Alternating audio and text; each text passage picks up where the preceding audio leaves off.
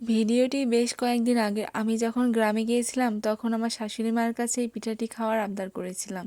অন্যান্য এলাকার মানুষ এই পিঠাটি চিনে থাকবেন কিনা জানি না, তবে আমার শ্বশুরবাড়ির এলাকায় এই পিঠাটি বেশ জনপ্রিয় এবং খেতেও এক কথায় অসাধারণ। আর তাছাড়া আমার শাশুড়ি মায়ের হাতে এই পিঠাটি একটু বেশি মজা হয়, তাই ভাবলাম যে আপনাদের সাথে এই ভিডিওটি শেয়ার করি। এই পিঠা তৈরি করার জন্য আতপ চাউলের গুঁড়োগুলো দুধে সিদ্ধ করা হয়। সাধারণ পানি দিয়ে সিদ্ধ করলে আসলে পিঠাটি অত মজা হয় না। যাই হোক, একটু লবণ দিয়ে এই ময়দাটি সিদ্ধ করে নেওয়া হয়েছে, তারপর ভালো করে ছেনে নেওয়া হয়েছে এবং এখানে আমি দেখুন বানিয়ে নিচ্ছি ছোট ছোট করে পিঠা।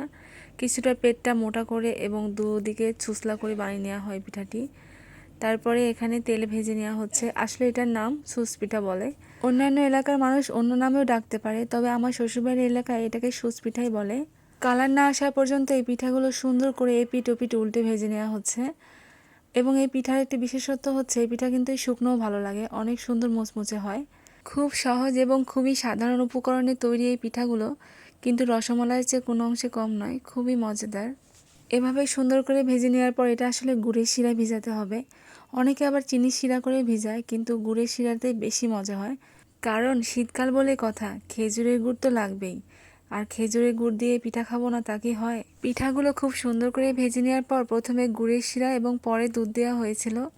আমি দুধটা দিয়েছিলাম, কিন্তু দুধের সেই ভিডিওটি নিতে আমি ভুলে গিয়েছিলাম। সারা রাত ভিজানোর পর সকালে এই দেখুন কত সুন্দর নরম এবং রসে টইটুম্বুর হয়েছে। পিঠাগুলো দেখে এখনও আমার খেতে ইচ্ছা করছে। আর আপনাদের কার কার এলাকায় এই পিঠাটি কী নামে পরিচিত অবশ্যই জানাবেন এবং আমার ভিডিওটি ভালো লাগলে লাইক কমেন্ট শেয়ার দিয়ে পাশেই থাকবেন।